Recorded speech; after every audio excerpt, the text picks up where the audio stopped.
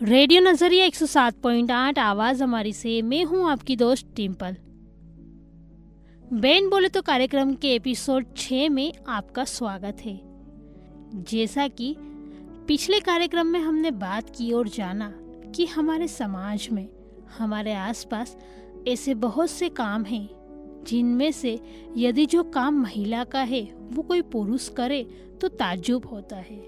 और ऐसे ही कई कामों के बारे में हमने बात की थी, जैसा कि अगर हम कोई महिला टैक्सी ड्राइवर या बस ड्राइवर को देखते हैं तो सबसे पहले सवाल आता है कि ये महिला ये काम क्यों कर रही है, ये महिला ठीक से करेगी या नहीं। ऐसे कई सारे सवाल मन में आते हैं, तो उस विषय पर हमने बात की थी। आज के इस कार्यक्रम में हम कुछ लोगों से बात करेंगे एक अलग मुद्दे के बारे में। उसके बारे में बात करते हैं और जानते हैं थोड़ी ही देर में। सुनते रहिए रेडियो नजरिया 107.8 आवाज हमारी पर। मैं हूँ आपकी दोस्त टिम्पल।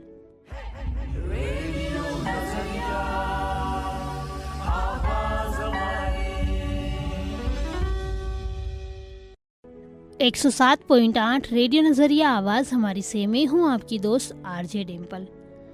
इस शो में हम महिलाओं को जो लीगल हक मिलते हैं उसके बारे में बात करेंगे। जैसे कि समाज में कई सारी महिलाओं को ये भी नहीं पता होता है कि अबॉर्शन करवाना लीगल है या नहीं, और इसी कारण से कई सारी महिलाओं की हेल्थ पे इफेक्ट होता है। इस शो के जरिए ये बात की शुरुआत हो, महिलाएं बात करना शुरू करें और इसके फैक्ट क्या है, डेटा क्या कहता है, और साथ ही अमेरिका जैसे देशों में अबॉर्शन को लेकर जो रैली और प्रचार उसके बारे में भी आप लोगों ने कहीं ना कहीं तो सुना होगा। तो आज हम इसी मुद्दे को लेकर बात करने वाले हैं। सुनते रहिए रेडियो नजरिया 107.8 आवाज हमारी से मैं हूँ आपकी दोस्त टिम्पल। जायदाद औरतें भी पाए तो बड़ा मजा आए, जायदाद औरतें भी पाए तो बड़ा मजा आए, आजाद औरतें हो जाए तो बड़ा मजा आए, आजाद औरतें हो जाए तो बड़ा मजा आए। संग मिल के अभियान चलाएं, संग मिल के अभियान चलाएं, हक बराबर के सबको दिलाए, हक बराबर के सबको दिलाए, जायदाद बेटी भी पाए तो बड़ा मजा आए, जायदाद बेटी भी पाए तो बड़ा मजा आए, बिटिया मालिक बन जाए तो बड़ा मजा आए, बिटिया मालिक बन जाए तो बड़ा मजा आए, जायदाद औरतें भी पाए तो बड़ा मजा आए।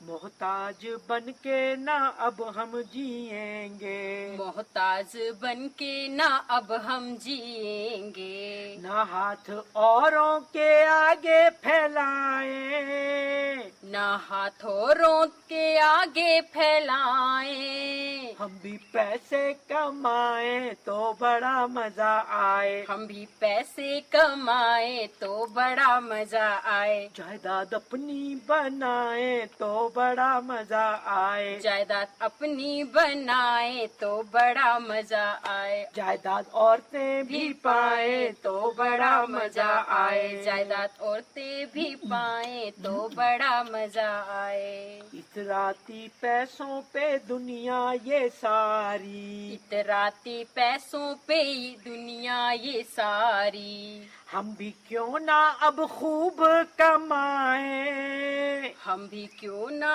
अब खूब कमाए, थोड़ा हम भी इतराए तो बड़ा मजा आए, थोड़ा हम भी इतराए तो बड़ा मजा आए, बैंक बैलेंस बनाए तो बड़ा मजा आए, बैंक बैलेंस बनाए तो बड़ा मजा आए, हो जायदाद औरतें भी पाए तो बड़ा मजा आए, जायदाद औरतें भी पाए तो बड़ा मजा आए, औरतें आजाद हो जाए तो बड़ा मजा आए, औरतें आजाद हो जाए तो बड़ा मजा आए।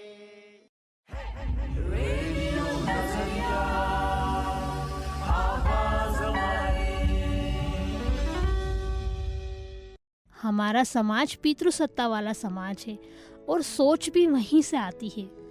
अगर कोई महिला कुछ ऐसा काम करे जो पुरुष करते हैं तो हमारे आसपास के लोग, इवन हमारे घर वाले लोग भी बात करते हैं और ये बोलते हैं कि ये महिला होकर इस तरह का काम कर रही है। सही कहा ना मैंने? बिल्कुल ऐसा ही होता है ना हमारे आसपास। क्या आपने कभी सुना है कि कोई महिला ने सामने से अपने प्रेगनेंसी को लेकर अपने पति को कुछ कहा हो, या हमारे समुदाय में किसी महिला ने कहा हो कि मुझे अभी बच्चा नहीं चाहिए, या अपने पति को मना किया हो? नहीं न, ऐसा नहीं होता। सोच में पड़ गए हो ना आप? जी हाँ, बस आज इसी बारे में बात करेंगे कि महिलाओं की खुद की बॉडी पे उनका खुद का हक होता है या नहीं। उसी बारे में बात करते हैं और जानते हैं कुछ लोगों के विचारों के बारे में। मुझे ऐसा लगता है कि कपड़ों को मामले में लेकर अगर मैं चाहूँ कि ये कपड़े पहनना चाहती हूँ, मेरे शौहर पूरे मतलब बहुत यानी पाबंद है हर चीज़ के, लेकिन फिर भी मुझे पूरी फ्रीडम है कि मैं कौन से कपड़े पहन सकती हूँ, कौन से नहीं पहन सकती। को पसंद हो कि ना पसंद हो, मैं मेरी मर्जी से मेरे सारे कपड़े पहन सकती हूँ। यानी मेरा पूरा अधिकार है, मैं जहाँ जाना चाहूँ, जो कपड़े पहनना चाहूँ, जो करना चाहूँ। पर मैंने देखा है कई जगहों पे नहीं होता, हर घर में ऐसा नहीं होता। लड़कियों पे, स्पेशली लड़कियों पे ही ज़्यादा नहीं होता, उनकी बॉडी पे उनका हक नहीं होता। होना चाहिए लेकिन होता नहीं है। बहुत सारे लोगों को देखा भी है। 107.8 रेडियो नजरिया आवाज हमारी से मैं हूँ आपकी दोस्त डिम्पल। तो सुना ना अपने लोगों के विचार, लोगों का क्या कहना है। जब मैंने इस विषय पर महिलाओं से बात की तो उन लोगों का कहना है कि नहीं, हमारी बॉडी पर तो हमारा खुद का अधिकार है। लेकिन जब इस विषय में डिटेल में बात हुई तब पता चला कि कई सारी महिलाओं को ये हक नहीं मिलता है। जैसा हमने कुछ लोगों की बातों से जाना कि उनको हक मिला है, लेकिन कहीं ना कहीं इस बात का अफसोस है कि कई सारी महिलाओं को आज भी वो हक नहीं मिला है। उनके अधिकारों के बारे में उन्हें नहीं पता होता है। तो इस कार्यक्रम के माध्यम से उन महिलाओं तक हम पहुंचना चाहते हैं जिनको अपने हक और अधिकारों के बारे में नहीं पता होता है। वो सारी उम्र गिल्टी में जीती है कि ये मेरा हक नहीं है, और वो सोचती है कि मैं ऐसे कैसे कर सकती हूँ, मैं अपने पति को कैसे मना कर सकती हूँ। तो हम इसी बारे में बात करने वाले हैं कि महिलाओं का भी खुद का हक होता है निर्णय लेने में। अगर वो महिला चाहती है अपनी प्रेगनेंसी रखना, कंसीव करना, तो वो खुद डिसीजन ले सकती है। आगे भी हम बात करते हैं एक ऐसी ही महिला से जिनको डॉक्टर ने मना किया था प्रेगनेंसी नहीं रखना है, फिर भी उस महिला ने प्रेगनेंसी कंसीव की। उसके पीछे की वजह अलग हो सकती है, चाहे परिवार के दबाव में आकर उन्होंने किया हो या अपनी पति की मर्जी के लिए किया हो। जानते हैं उस महिला के बारे में। મારું નામ શ્રદ્ધાબેન પ્રવીણભાઈ બારોટ, શંકર ભુવન સંધ્યામૂર્તિની ચાલે 20 વર્ષની ઉંમરમાં લગ્ન કર્યા। એ પછી 1.5 વર્ષ પછી મારી છોકરી પેટ રહી। એ પછી પાછી છોકરી પૂરા મહિનાને મરી ગઈ। વળી પાછું 6-7 મહિના પછી વળી પ્રેગ્નેન્ટ થઈ। વળી 5મા મહિને કેસ બગડી ગયો। વળી પાછી 6-7 મહિને વળી પાછી પ્રેગ્નેન્ટ રહી। વળી પાછો કેસ બગડ, એમ 5 દાન મારા કેસ બગડ્યા। પછી આ છોકરી રહી। આ છોકરી રહી પછી થોડી કમજોરી આવી એનામાં। ડૉક્ટર કે કોથળીની કમજોરી થઈ છે એમ, એટલે હાલ બાળક રાખતા નહીં, 5 વર્ષ પછી જ બાળક રાખજો। હાલ બાળક રાખવાની જરૂર નહીં, જેમ કે કોથળી કમજોર થઈ જાય, બાળક નાજુક બાળક આવે, તમારે મોટું થાય તો તકલીફ થાય, એ ડૉક્ટર એમ કહેતા। પણ અમે એવું સમજ્યા જ નહીં ને કે બાળક આવું કમજોરી વાળું આવશે, આ નહીં તો રાખ નાદન બુદ્ધિમાં। પહેલા તો છે ને હાવ કમજોરી હતી, જેમ ઉંમર થાય ને એની એમ થોડી કમજોરી થઈ, અને તારે આ તકલીફ આવી ગઈ છોકરીને। જન્મી તારે તો એમ કે ખબર નથી પડતી મને, એમ કે શું કરવાનું શું, પણ આ તમારા મારે જે કીધું કે આ રીતનું તું કર, આ રીત તો બાળકને શક્તિ આવે, આમ આવે। એટલે પછી મેં જે માણસો મને કીધું એ રીતનું મેં કહ્યું એટલે એનામાં શક્તિ આવી એમ, અને આટલી ચાલતા શીખી। એનામ કહ્યું પછી છોકરો પેટ રહ્યો, 1 વર્ષ પછી છોકરો પેટ રહ્યો। એ એના તો કઈ તકલીફ નહીં, છોકરીમાં જ ખાલી તકલીફ, ખાલી બસ એને પગમાં જ કમજોરી, એના શક્તિ નહીં, બીજું બધું તો કમ્પ્લીટ હે। ખાવા પીવામાં બધું કમ્પ્લીટ, ટાઈમસર ખાવા પીવા લેવું। પહેલા તો ધરતી પર પગે નથી મૂકતી, અને હવે હાલતી થઈ જઈ એમ। હવે તો કશી નહીં, એટલે હવે તો ખાવું પીવું, પહેલા તો સંડાસે કરી જતી, જેમાં હવે તો ટાઈમસર સંડાસ જવાનું બધી રીતે સરસ થઈ ગયું। પહેલા તો એમ કે મને ખબર ના પડતી, ટાઈમે હાલતી, ના ટાઈમે ખાવા હાલતી, પણ આજુબાજુ વાળા આવીને એમ કીધું કે આ ટાઈમે તારે ખાવા હાલવું, ના ટાઈમે હાલવાનું, એટલે તારું બાળક સરસ થશે એમ। પછી જે કીધું એ ટાઈમે જ મેં ખાવા પીવા નસની ખબર પડી જી અને નમ શક્તિ આવી જી. તો શ્રદ્ધાબેન, તમે જ્યારે પ્રેગ્નન્ટ થતા શું તમને કોઈ નાની મોટી સમસ્યા થતી હતી અથવા કોઈ બીમારીના લક્ષણો હતા? મને ટાઇફોઇડ થઈ ગયો હતો, પીળીઓ થઈ ગયો. મારે 5 વખતે મને ટાઇફોઇડ થઈ, પછી બાળક ન થઈ જત. આને વખતે પીળીઓ થઈ ગયો હતો, આના વખતે પીળીઓ થઈ ગયો હતો. આને 8 દિવસ પેટીમાં રાખી હતી, આને 20 દિવસ પેટીમાં રાખ્યો હતો. આવી રીતે શ્રદ્ધાબેન પોતે મુશ્કેલીઓનો સામનો કરી રહ્યા હતા. તેમને આજુબાજુના લોકો થોડી મદદ કરતા અને તે પોતાના બાળકનું ભરણ પોષણ કરતા.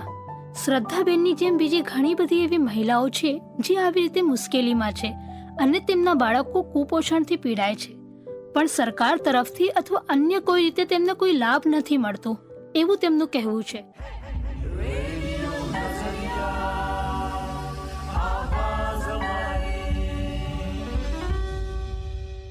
इतनी सारी चुनौतियों का सामना करने के बाद भी महिला ने अपनी प्रेगनेंसी कंसीव की. अपनी जान पर खेल के उस महिला ने अपने बच्चों को जन्म दिया. 107.8 रेडियो नजरिया आवाज हमारी से में हूँ आपकी दोस्त डिम्पल. महिला की सहमति के बिना उसकी प्रेगनेंसी टर्मिनेट कराए जाने पर सख्त सजा का प्रावधान है. अगर किसी भी महिला की मर्जी के खिलाफ उसका गर्भपात करवाया जाता है तो ऐसे में दोषी पाए जाने पर उम्र कैद की सजा भी हो सकती है. आईपीसी की धारा 312 के मुताबिक अगर औरत के बेनिफिट के लिए गर्भपात नहीं करवाया है, ऐसे में दोषी के खिलाफ कानूनी प्रावधान हो सकते हैं. इस एक्ट के दायरे में वह महिलाएं भी आती हैं जिनके बिना जाने गर्भपात करवाया जाता है. इस फैक्ट के तहत उन्हें भी दोषी पाया जाता है और अधिकतम 3 साल की सजा का प्रावधान है. तो कार्यक्रम को आगे बढ़ाते हुए एक ऐसी ही दूसरी महिला से हम बात करते हैं जिन्होंने जीवन में बहुत संघर्ष किया, जिनके परिवार वाले, आजू बाजू वाले लोग उन्हें ताना मारते हैं, लेकिन समाज में कुछ हस्बैंड ऐसे भी होते हैं जो अपनी वाइफ को सपोर्ट करते हैं. तो सुनते हैं रफिया जी की कहानी. मैं बताऊँ आपको कि मेरे बारे में, जैसे कि अभी मुझे कुछ है नहीं, तो मेरे शौहर हमेशा मुझे ये समझाते हैं कि बेटा होगा तो वो 25 साल बाद शादी करके उसकी बीवी को लेके चला जाएगा. बेटी होगी तो 17 बरस की होगी या 20 बरस की होगी, अपने शादी कर देके चली जाएगी. बाद में भी अपने बुढ़ा बुढ़ी को अकेले रहना है, तो क्यों ना आप अकेले से रहे. ये करके वो मुझे समझाते हैं. लेकिन मेरी फ्रेंड को सेम प्रॉब्लम है, तो उसको बार बार घर बिठा दिया जाता है, बार बार उसको उसके घर से निकाल दिया जाता है, लड़ाई होती है, उसका शौहर उसको मारता है. और ये मेरे साथ नहीं, दूसरी औरतों के साथ भी बहुत हो रहा है. लोग ताने मारते हैं. ताने तो मैं आपको बताऊँ, मैरिज परिवार में ऐसी, मैरिज रिलेटिव ने ऐसी मेरे को बोला है कि इतना ख़राब कमेंट तो मेरी फैमिली मेम्बर में से बोला है. आ तो बांझड़ी भैंस लई आया छा, दूध ने कसू नहीं आला, ऐसा बहुत सुनने मिलता है. और जिस पे बीती होगी उससे ही ज़्यादा जानने मिलेगा. मैं तो सिर्फ मेरे ही अनुभव से आपको बता रही हूँ. तो सबसे ज़्यादा तो उसको है ना, उसके हस्बैंड से नहीं, अपने परिवार वालों से, पड़ोसियों से, रिश्तेदारों से सुनने मिलता है कि इसको औलाद नहीं है, इसको ये नहीं है, ये तकलीफ़ होती है. लड़का नहीं होता तो लड़कियाँ ज़्यादा होती है तो बोलते लड़का नहीं होता. इन्हें औरत को हर तरीके से सुनने ही मिलता है.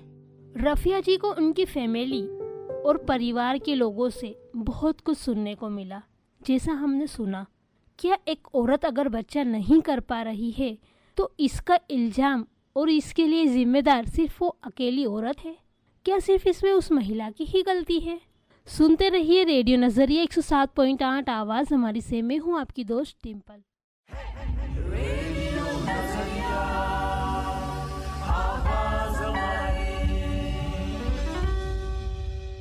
आइए जानते हैं गर्भपात का कानून कब लागू हुआ और इसके जुड़े कुछ आंकड़ों के बारे में. 2021 में एक संशोधन के माध्यम से गर्भपात की सीमा को बढ़ाकर 24 सप्ताह कर दिया गया था, लेकिन केवल विशेष श्रेणी की गर्भवती महिलाओं जैसे कि बलात्कार या अनाचार से बचे लोगों के लिए, वो भी 2 पंजीकृत डॉक्टरों के मौजूदगी के साथ. नए नियम में मानसिक रूप से बीमार महिलाओं, भ्रूण में ऐसी कोई विकृति या बीमारी हो जिसके कारण उसकी जान को खतरा, या फिर जन्म लेने के बाद ऐसी मानसिक या शारीरिक विकृति होने की आशंका हो जिससे ये गंभीर विकलांगता का शिकार हो, ऐसी महिलाओं को ये अधिकार मिलता है. आइए जानते हैं कब बना ये कानून. 25 अगस्त 1964 में केंद्रीय परिवार नियोजन बोर्ड ने सिफारिश की, जिसके बाद इस पर कानून बनाया गया। इस पर विचार करने के बाद 1971 में medical termination of pregnancy act पारित किया गया। कहा जाता है कि भारत में 1960 दशक में शांतिलाल शाह कमेटी की रिपोर्ट के बाद 1971 में medical termination of pregnancy act MTP का कानून बनाया गया था। इसमें पिछले साल संशोधन के बाद गर्भपात करने के लिए मान्य अवधि 20 सप्ताह से बढ़कर 24 सप्ताह कर दिया गया है। गर्भावस्था की समाप्ति के सबसे सही समय 8 से 12 हफ्ते तक होता है, लेकिन कानून संशोधन के बाद ये अवधि 20 सप्ताह तक हो गई है। गैर कानूनी तरीकों से भी लाखों गर्भपात होते हैं। एक रिपोर्ट के अनुसार सन 2015 में 1.56 करोड़ गर्भपात हुए। भारत सरकार ने इस समस्या के निदान करने के लिए 1964 में शांतिलाल शाह की अध्यक्षता में एक कमेटी का गठन किया गया। कमेटी ने भारत में गर्भपात कानून का एक ड्राफ्ट तैयार किया। 1970 में संसद ने medical termination of pregnancy bill पेश किया गया। संसद ने 1971 में medical termination of pregnancy act के रूप में इसको पास किया। वेलकम टू रेडियो नजरिया 107.8 आवाज हमारी से। मैं हूँ आपकी दोस्त डिम्पल और आप सुन रहे हैं बेन बोले तो कार्यक्रम मेरी बॉडी मेरा हक।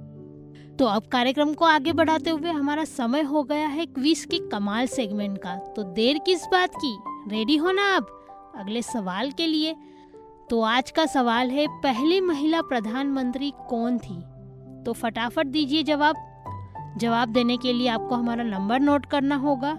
तो देर किस बात की, लिखिए हमारा नंबर है 8849749472।